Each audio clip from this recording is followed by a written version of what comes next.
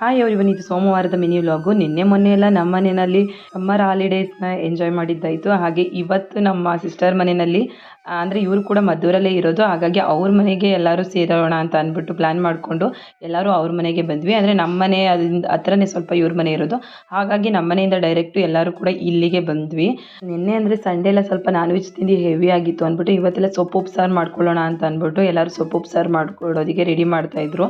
ಹಾಗೆ ಮಕ್ಕಳಿಗೆ ಎಷ್ಟು ಸ್ನ್ಯಾಕ್ಸ್ ಮಾಡಿಕೊಂಡ್ರೂ ಸಾಕಾಗೋದಿಲ್ಲ. ಮಕ್ಕಳು ಜಾಸ್ತಿ ಇದ್ದಷ್ಟು ಏನಾದರೂ ಅದು ಬೇಕು ಇದು ಬೇಕು ಅಂತ ಕೇಳ್ತಾ ಇರ್ತಾರೆ. ಒಂದೊಂದೈದಲೇ ಮಾಡಿಕೊಡ್ತಾ ಇದ್ದಷ್ಟು ಖಾಲಿ ಆಗ್ತಾನೆ ಇರುತ್ತೆ. ಎಷ್ಟಿದ್ರು ಇವಾಗಂತೂ ತಿಂಡಿ ಎಲ್ಲ ಖಾಲಿ ಆಗ್ತಾಯಿತ್ತು. ಮತ್ತು ಮಕ್ಕಳು ಮಾತ್ರ ಅಷ್ಟೇ ಅಲ್ಲ, ನಾವು ಕೂಡ ದೊಡ್ಡವರು ಅಷ್ಟೇ.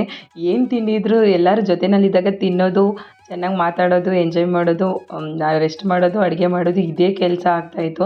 ನಾವೆಲ್ಲ ಜೊತೆಲಿ ಸೇರಿದಾಗ ಸ್ವಲ್ಪ ನಾವು ಮಾತಾಡೋದ್ರಲ್ಲಿ ಬ್ಯುಸಿ ಆಗಿಬಿಟ್ರೆ ಮಕ್ಕಳಂತೂ ಹಿಡಿಯೋದಕ್ಕೆ ಆಗೋದಿಲ್ಲ. ಏನು ಮಾಡಿದ್ರೂ ಕೂರಿಸೋದಕ್ಕೆ ಆಗ್ತಾ ಇರಲಿಲ್ಲ. ಒಂದು 5 ನಿಮಿಷ ಕೂಡ